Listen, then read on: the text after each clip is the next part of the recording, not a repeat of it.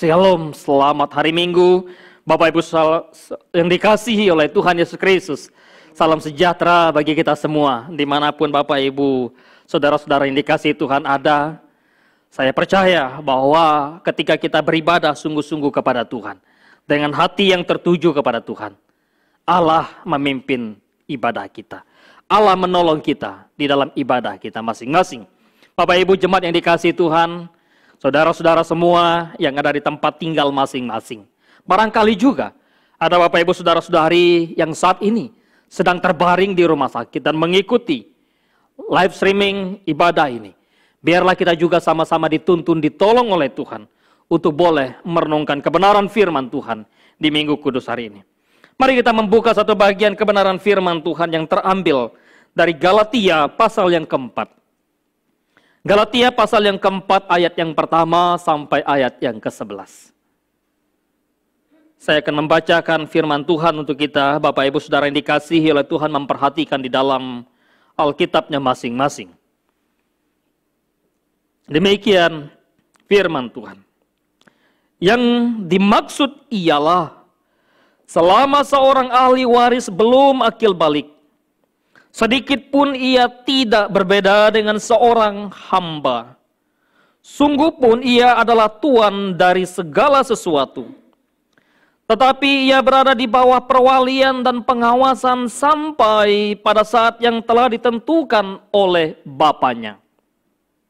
Demikian pula kita, selama kita belum akil balik, kita takluk juga kepada roh-roh dunia.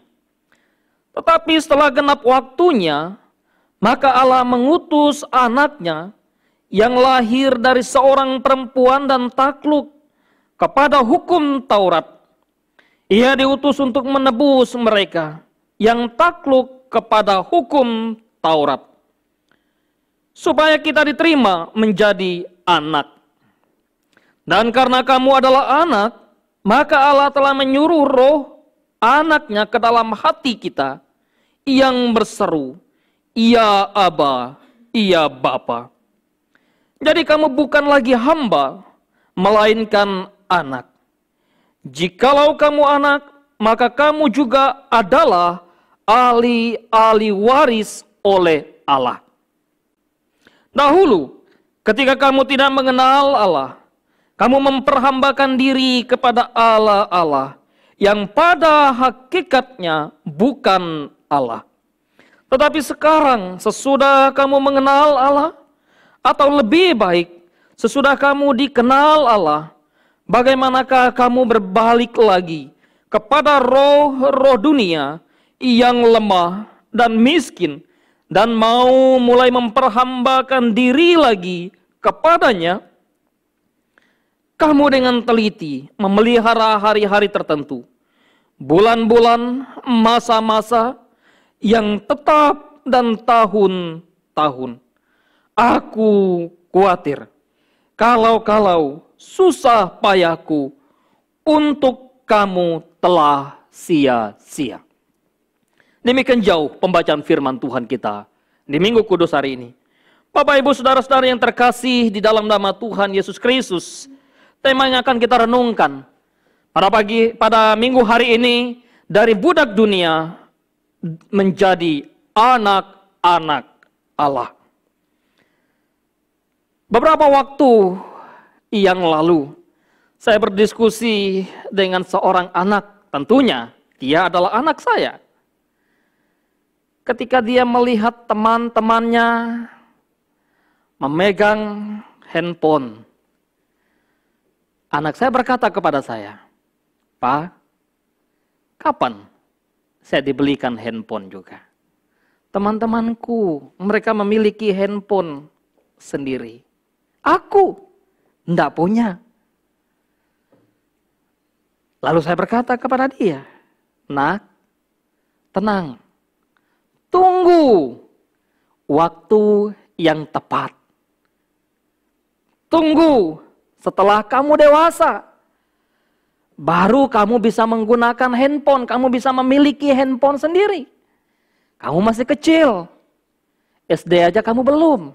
Apalagi SMP, apalagi SMA. Kamu masih TK. Kamu belum bisa memiliki handphone sendiri. Kamu belum bisa menggunakan handphone sendiri. Tunggulah waktunya. Akan ada waktunya di mana kamu bisa memiliki handphone sendiri dan kamu bebas menggunakan handphone tanpa harus dikendalikan oleh papa lagi, tanpa harus diatur oleh papa lagi. Kamu bisa sesuka hatimu. Kalau kamu mampu dari pagi, siang, malam, sore, dan bahkan bangun pagi lagi pun, kalau memang kamu mampu silakan. Tapi sekarang kamu masih di bawah kontrol ayah, kamu masih di bawah bimbingan ayah, kamu masih di bawah bimbingan papi. Kamu tidak bisa.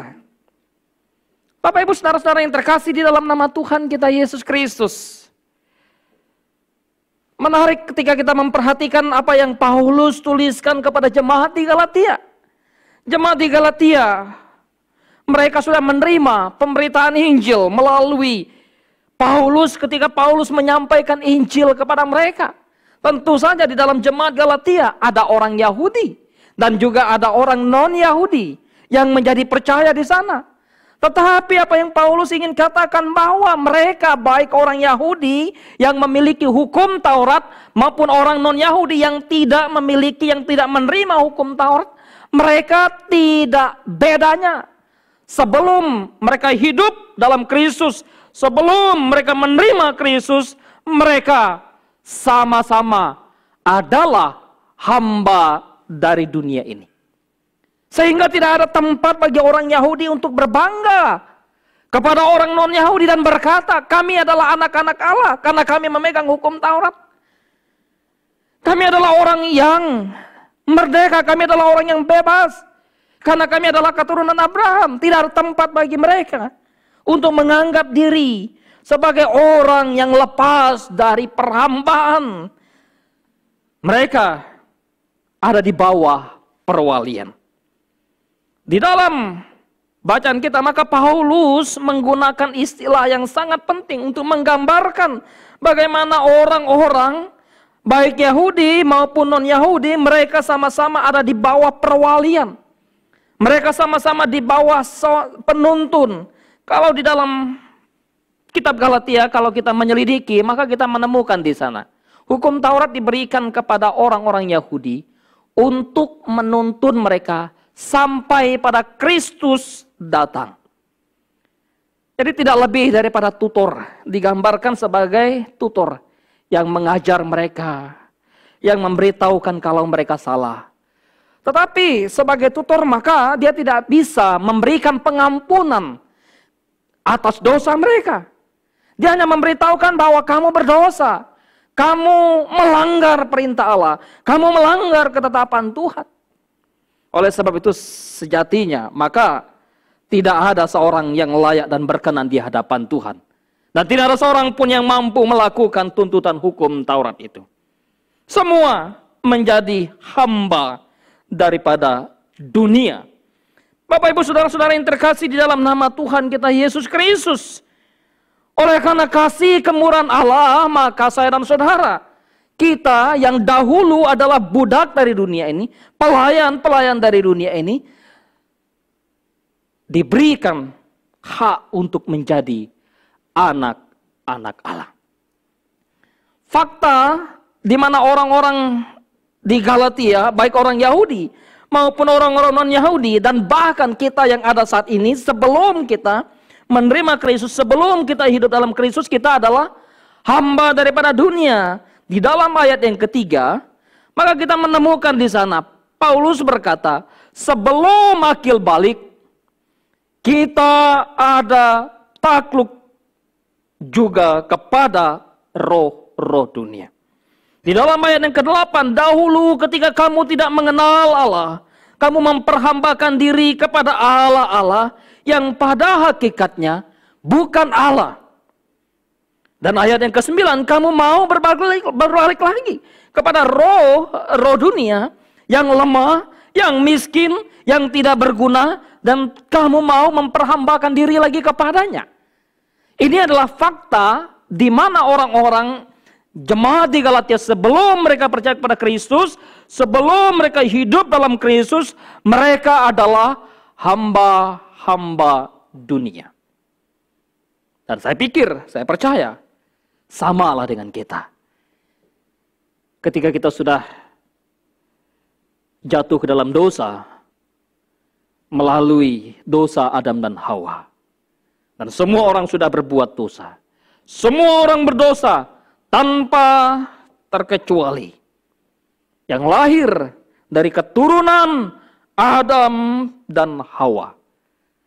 Maka semua adalah hamba daripada dunia. Semua adalah budak dosa. Semua adalah pelayan dari dunia ini. Yang mana kehendak kita, pikiran kita, hati kita, hasrat kita tidak lain dan tidak bukan tertuju pada dunia. Kalaupun tidak tertuju pada dunia, paling tidak kita menjadi pelayan bagi diri sendiri.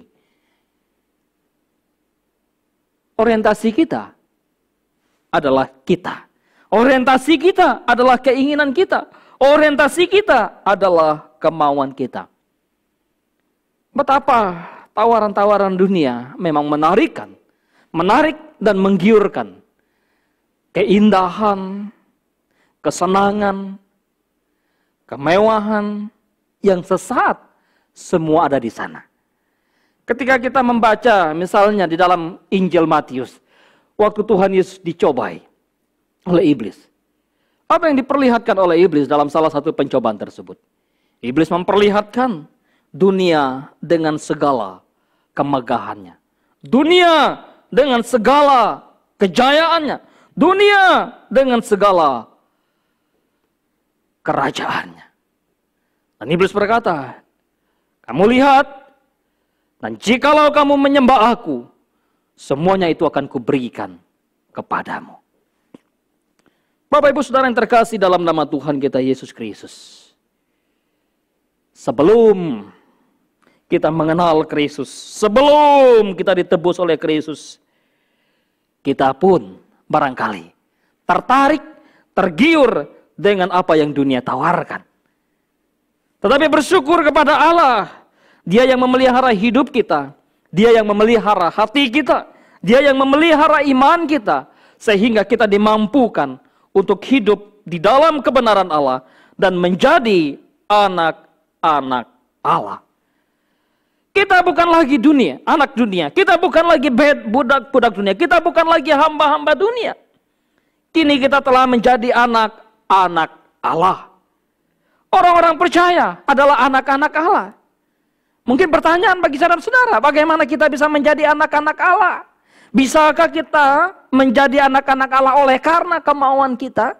Bisakah kita menjadi anak-anak Allah oleh karena upaya kita? Bisakah kita menjadi anak-anak Allah oleh karena kita melakukan tuntutan-tuntutan hukum Taurat itu?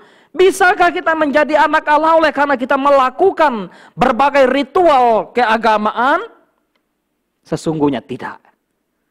Tidak akan pernah seseorang atau manusia yang bisa menjadi anak Allah oleh karena mereka melakukan tuntutan-tuntutan keagamaan, ritual keagamaan. Itu berarti kalau bisa, sama saja kekuatan ada pada kita. Oleh sebab itu Bapak Ibu Saudara yang dikasihi oleh Tuhan, pencapaian untuk menjadi anak-anak Allah bukan oleh karena hebat kita, bukan oleh karena kemampuan kita, melainkan semata-mata oleh karena belas kasihan Tuhan kepada kita. Orang Yahudi tidak akan pernah bisa menjadi anak-anak Allah walaupun mereka memiliki Taurat, sekalipun mereka berjuang untuk melakukan hukum Taurat, karena mereka akan gagal. Mereka akan jatuh, mereka akan tersesat. Demikian juga orang-orang non-Yahudi.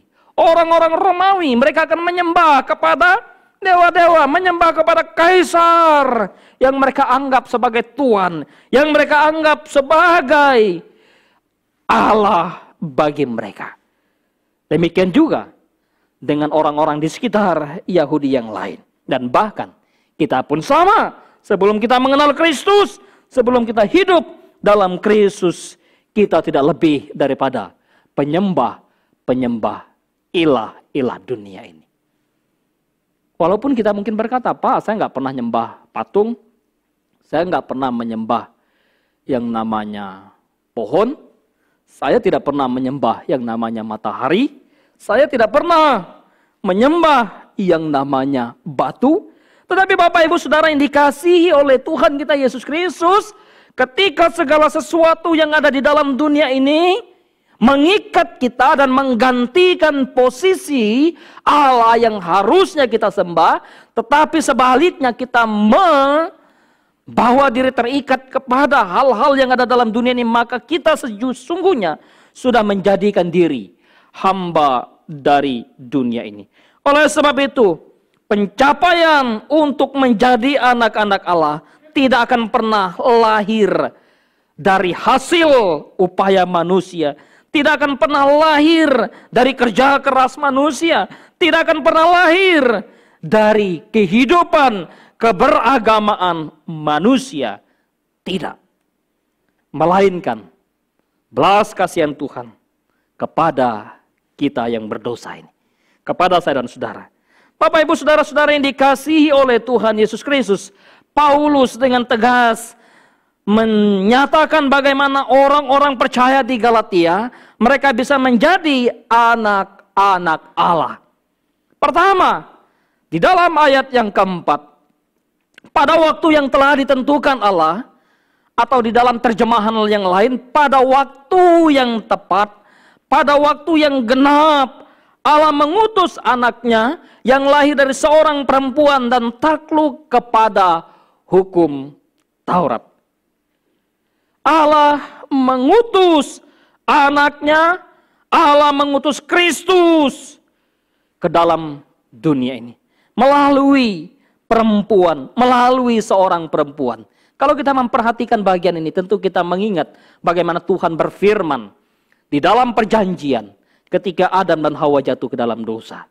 Kita mengingat bagaimana Tuhan berjanji kepada manusia, kepada Abraham, Tuhan berjanji. Dan di dalam tulisan para nabi, Yesaya pun menuliskan itu. Sampai pada dalam zaman perjanjian baru, kita mengerti, memahami apa yang difirmankan oleh para nabi. Digenapi di dalam diri Kristus yang lahir dari seorang perempuan bernama Maria. Setelah genap waktunya. Kita tidak tahu kenapa Tuhan begitu lama mengutus Yesus Kristus. Paling tidak ada yang penafsir mengatakan, kalau tidak demikian, manusia tidak akan pernah mengerti arti, konsekuensi dosa yang begitu berat, yang begitu serius. Kalau Tuhan begitu Adam dan Hawa jatuh dalam dosa lalu memberikan penebus yaitu Kristus datang, maka konsekuensi dosa tidak akan pernah dirasakan. Bagaimana manusia merasakan hidup tanpa Kristus, hidup di luar Kristus, hidup tidak percaya kepada Kristus itu. Bapak Ibu Saudara yang dikasihi oleh Tuhan Yesus Kristus, Allah mengutus anaknya ke dalam dunia. Anak yang diutus itu takluk kepada hukum Taurat. Dia yang memberikan hukum Taurat, dia harus takluk kepada hukum Taurat itu sendiri. Supaya apa? Supaya saya dan saudara yang tidak mampu melakukan tuntutan-tuntutan hukum Taurat, kemudian ditebus oleh dia. Dia mengganti kita untuk menggenapi hukum Taurat itu.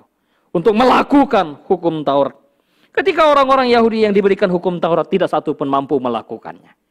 Demikian juga orang-orang non-Yahudi. Tidak akan pernah mampu melakukan segala tuntutan Allah. Bapak Ibu Saudara yang dikasihi oleh Tuhan, dengan demikian maka Paulus mengatakan, engkau adalah anak-anak Allah. Kita adalah anak-anak Allah. Bahwa anak-anak Allah atau kita menjadi anak-anak Allah oleh karena Allah mengutus anaknya, karya Allah yang begitu besar, yang begitu agung, yang begitu kasih kepada kita. Kemudian tidak hanya Bapa yang menjadikan kita anak-anak Allah, tetapi juga Kristus, Yesus yang diutus itu menebus kita dengan takluk kepada hukum Taurat supaya kita menjadi anak-anaknya.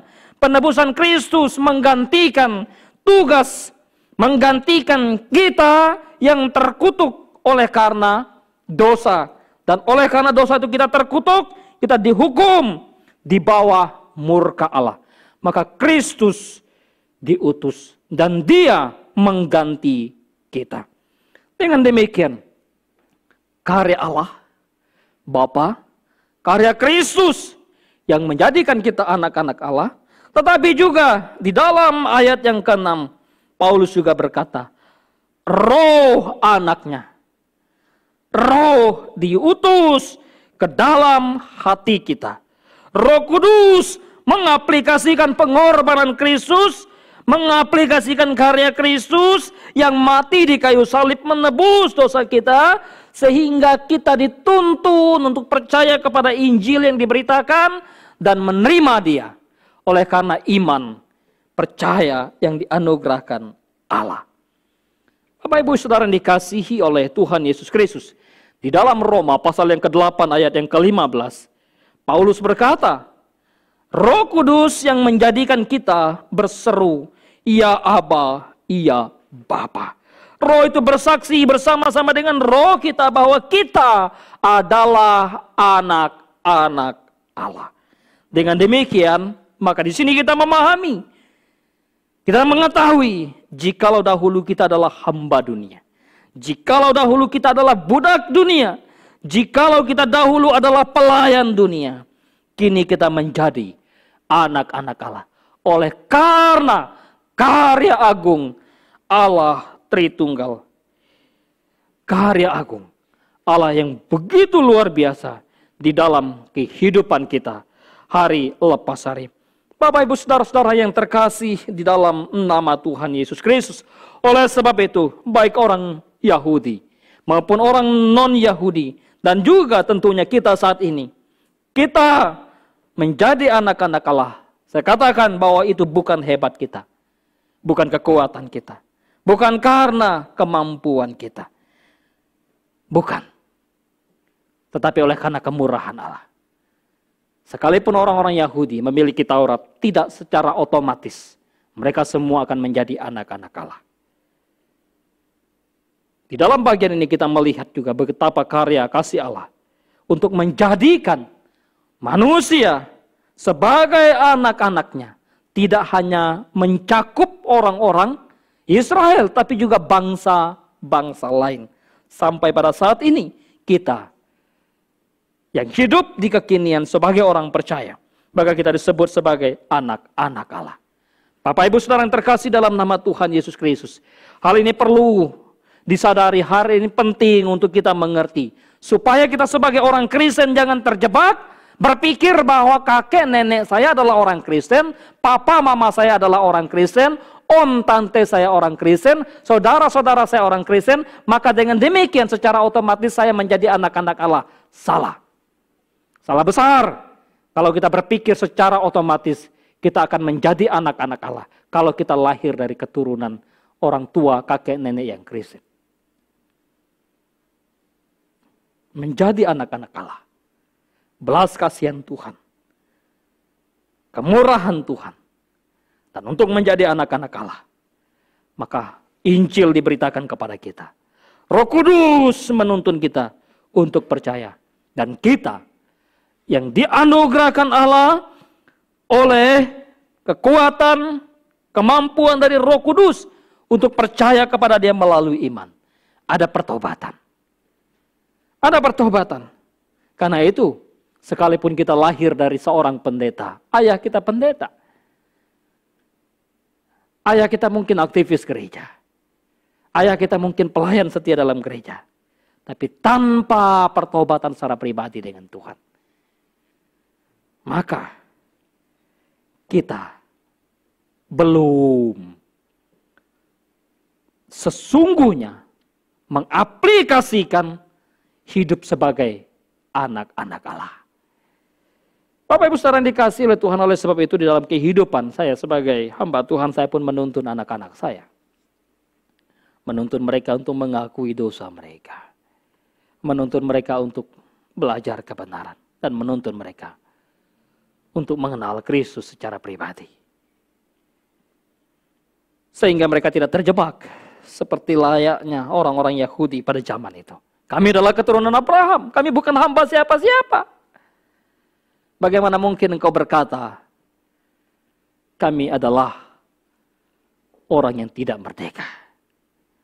Waktu mereka berkata kepada Tuhan Yesus Kristus. Bapak Ibu Saudara yang dikasihi oleh Tuhan. Paulus dalam pasal yang ketiga di dalam Roma pasal yang 3 ayat 26. Dia telah memperkenalkan kebenaran yang luar biasa. Ia menulis karena di dalam Kristus Yesus kamu adalah anak-anak Allah melalui iman. Demikianlah kita menjadi anak-anak Allah.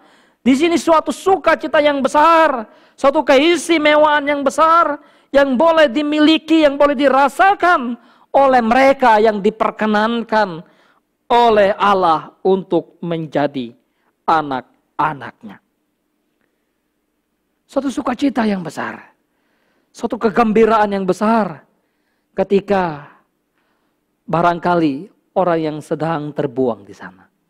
Lalu yang tidak punya arah tujuan hidup yang jelas. Datang orang yang kaya mengambil mereka. Memelihara hidup mereka.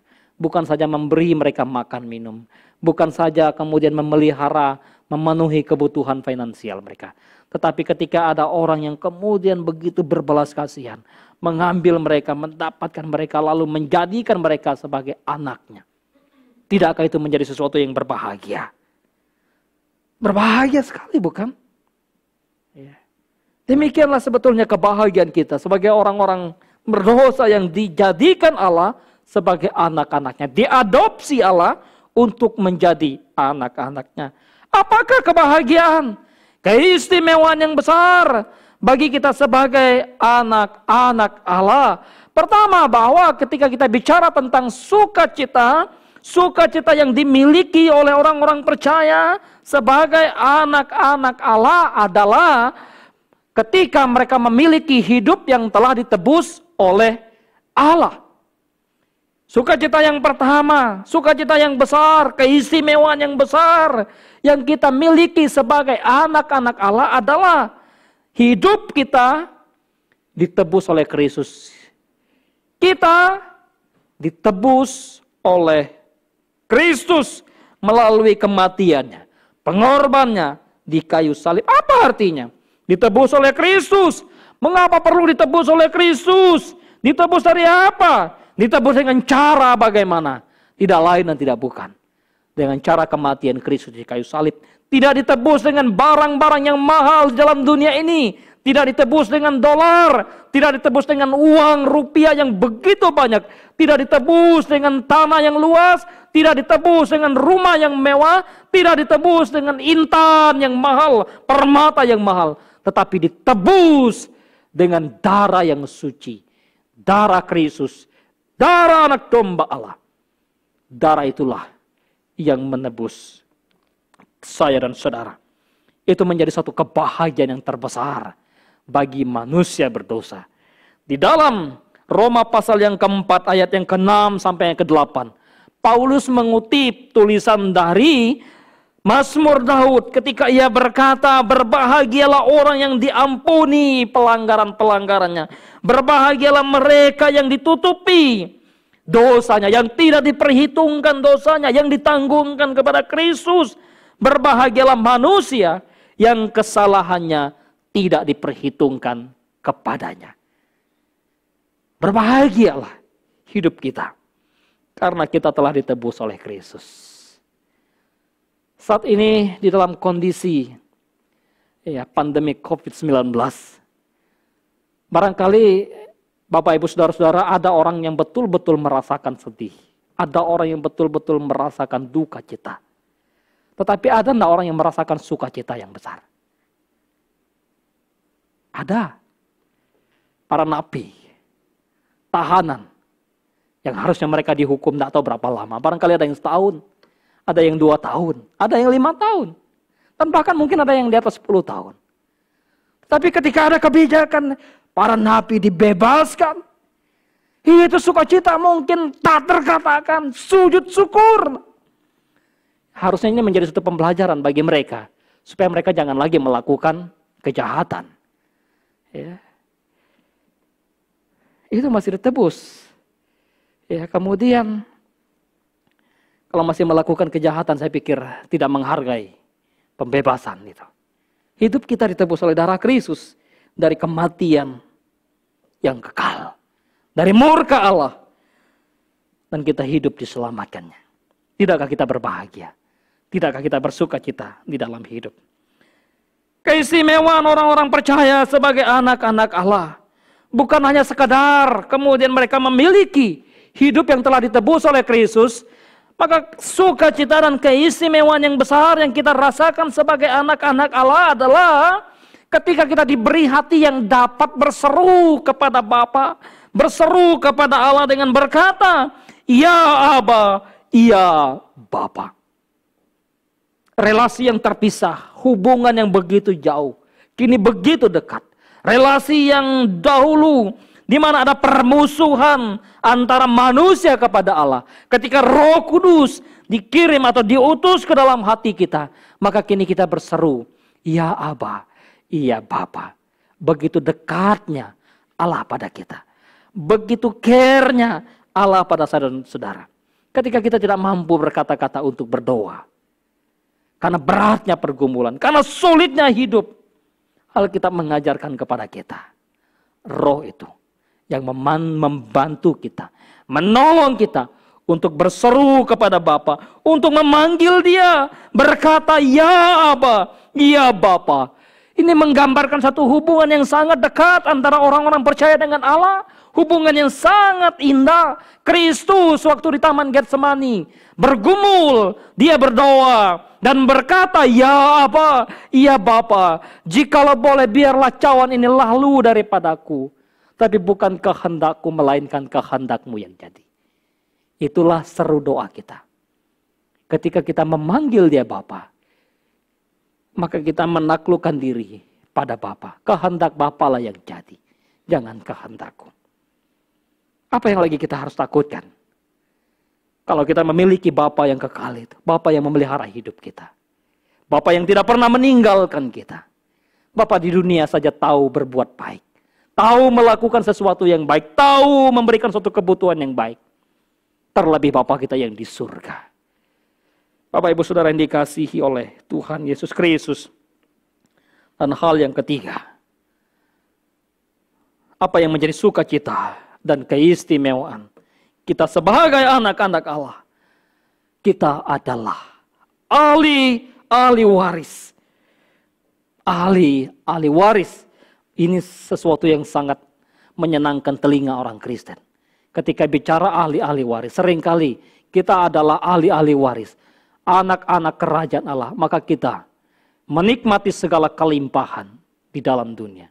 Padahal ketika kita bicara tentang ahli waris, ketika Paulus bicara tentang ahli waris, maka itu menunjukkan perjanjian yang dinyatakan Allah kepada Abraham. Maka orang percaya yang beriman kepada Kristus, seperti Abraham beriman kepada Kristus, mereka pun menjadi ahli waris dari iman Abraham itu. Mereka pun menjadi ahli waris daripada kehidupan yang kekal yang dianugerahkan Tuhan. Bapak Ibu Saudara yang dikasihi oleh Tuhan Yesus Kristus. Di dalam tulisan Paulus kepada jemaat yang ada di Efesus pasal yang pertama ayat yang ketiga. Apa yang dikatakan di sana? Kita adalah penikmati atau ahli waris daripada kerajaan Allah. Segala sesuatu berkat rohani yang tersimpan di sorga bagi kamu. Itulah yang menjadi hak penuh atas hidup kita. Seorang ahli waris adalah seorang anak, bukan seorang hamba, bukan seorang budak.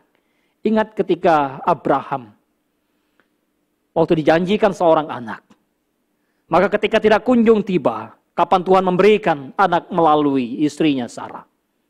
Sarah memberikan Hagar kepada Abraham, hambanya itu. Lalu lahirlah seorang Ismail. Dia pikir itulah pewaris dari janji itu. Tapi Alkitab mencatat, bukan itu yang aku maksudkan. Tetapi dari keturunanmu, dari istrimu Sarah. Bapak Ibu Saudara yang dikasihi oleh Tuhan, pewaris kerajaan surga. Mereka adalah anak-anak Allah, saudara dan saya. Sebagai anak-anak Allah, Maka Paulus berkata kepada orang-orang di Galatia, engkau sudah percaya kepada Kristus, menerima Kristus, menerima harta yang mahal, harta yang berharga, harta yang tersimpan di surga bagi kamu, harta yang kekal, yang tidak akan pernah bisa hilang itu. Maukah engkau berbalik lagi kepada roh-roh dunia, roh-roh yang lemah, roh-roh yang tidak berdaya, roh-roh yang tidak bernilai itu? Jangan sampai pengorbananku, pemberitaan Injilku yang kulakukan kepadamu menjadi sia-sia bagi kamu. Bapak, Ibu, Saudara-saudara yang terkasih dalam nama Tuhan kita Yesus Kristus. Ketika kita sudah memiliki harta yang termahal, harta yang terbesar, maukah kita kembali lagi membuangnya, lalu menggantinya dengan yang tidak berguna? Ketika seseorang sudah mendapatkan intan permata, apakah dia kemudian membuang intan itu, lalu menggantikan, menukar intan itu dengan segumpal tanah liat yang tidak bernilai apa-apa? Tentu tidak, bukan? Pasti dia mempertahankan intan itu, permata itu. Dan surga, hidup yang kekal, melampaui harta dunia ini, melampaui kekayaan apapun dalam dunia ini, melampaui rumah yang besar, melampaui uang yang banyak, melampaui jabatan kekayaan apapun dalam dunia ini. Harta yang kekal, yang Tuhan sediakan bagimu, yang Tuhan anugerahkan bagimu, sudah Dia berikan kepadamu. Sejak engkau menjadi anak-anaknya, engkau percaya kepada Dia. Kini hidup kita adalah seharusnya hidup sungguh-sungguh bagi Dia. Oleh sebab itu Bapak Ibu Saudara yang dikasihi oleh Tuhan kita Yesus Kristus, sungguhkah kita ini adalah anak-anak Allah? Betulkah kita ini adalah anak-anak Allah? Kalau iya, sejauh manakah kita mempercayakan seluruh hidup kita ke dalam pimpinannya? Jikalau kita berkata bahwa kita adalah anak-anak Allah, sejauh manakah kita menjadikan Dia pemandu hidup kita? Ibarat orang di dalam dunia musik, di dalam dunia paduan suara, maka orang yang tahu bagaimana musik yang sejati, bagaimana paduan suara yang bagus, itu ada di tangan seorang konduktor, di tangan seorang dirijen. Biarlah Tuhan menjadi pemandu hidup kita, Bapa yang mengasihi kita, Bapa yang tahu segala keperluan kebutuhan hidup kita. Jangan pernah ajar Tuhan untuk bagaimana Dia memiliki cara untuk memelihara hidup kita. Yang perlu kita jalani, hiduplah taat pada Dia. Lakukan kehendak-Nya. Dia tidak pernah salah memelihara hidupmu. Dia tidak pernah salah memelihara hidupku. Dia tidak pernah salah memelihara hidup kita. Sejauh manakah kita percaya pada Dia, menyerahkan hidup kita di dalam pemeliharaan Bapa yang kekal itu. Mari kita tundukkan kepala. Kita berdoa kepada Tuhan.